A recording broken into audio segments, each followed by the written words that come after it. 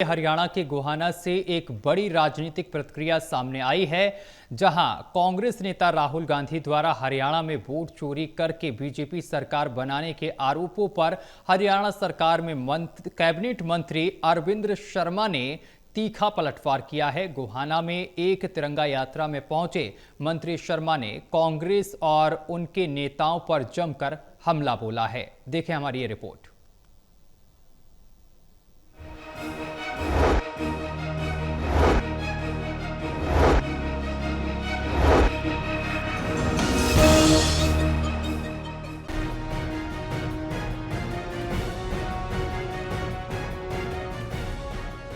अरविंद शर्मा ने कहा कि कांग्रेस हर चुनाव से पहले एक नैरेटिव सेट करने की कोशिश करती है। उन्होंने याद दिलाया कि लोकसभा चुनाव के दौरान भी कांग्रेस ने अफवाह फैलाई थी कि अगर एनडीए सत्ता में आई तो संविधान बदल दिया जाएगा, लेकिन आज एनडीए की सरकार है, संविधान वैसा ही है। उन्होंने राहुल गांधी पर निशाना साधते हुए कहा कि कांग्रेस देश को गुमराह कर रही है।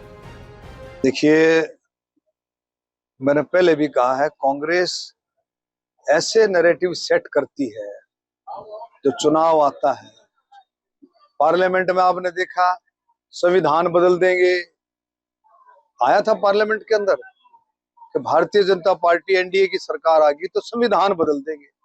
अब सरकार किसकी है? केंद्र में एनडीए की सरकार है, क्या संविधान बदला?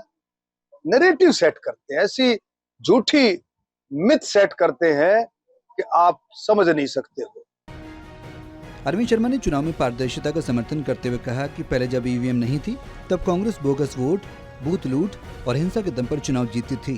उन्होंने पूर्व मुख्यमंत्री भूपेंद्र सिंह हुड्डा पर भी आरोप लगाए कि उन्होंने बूथ कैप्चरिंग से सत्ता पाई थी।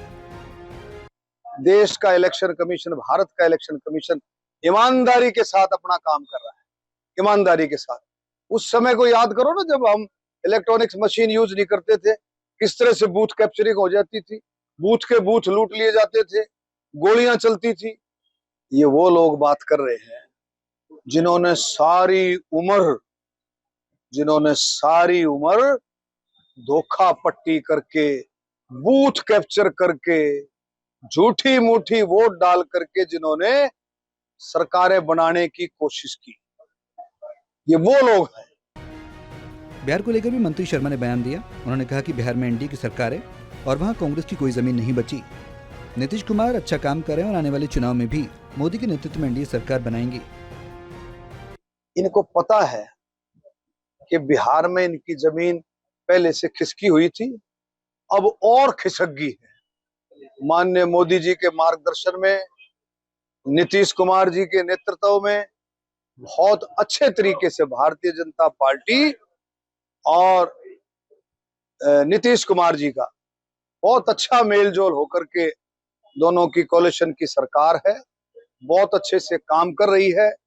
गुंडागर्दी आपने देखा, पहले चरम सीमाओं पर गुंडागर्दी हुआ करती थी लालू के टाइम में, आज वो खत्म हो गई है, भ्रष्टाचार काबू में है। छटपटा रहे हैं, ऐसे ही छटपटाते रहेंगे। गोहाना में तिरंगा यात्रा में भाग लेने पहुंचे मंत्री अरविंद शर्मा ने बताया कि पूरे देश में आजादी के 79वें अमृत महोत्सव को लेकर तिरंगा यात्राएं निकाली जा रही हैं। उन्होंने कहा कि इससे युवाओं में देशभक्ति की भावना और मजबूत होती है। पूरे देश में तिरंगा यात्रा का आयोजन हो रहा है।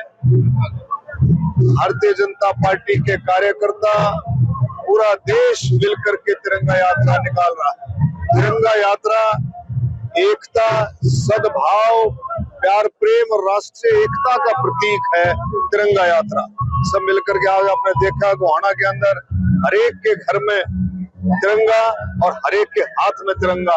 और आपने पहले भी देखा था ऑपरेशन सिंदूर के बाद किस तरह से देश उमड़ करके बाहर आया था, हाथों में तिरंगा लेकर के। ये हमारा तिरंगा हमारे देश की शान है, हमारी राष्ट्रीय एकता की शान है।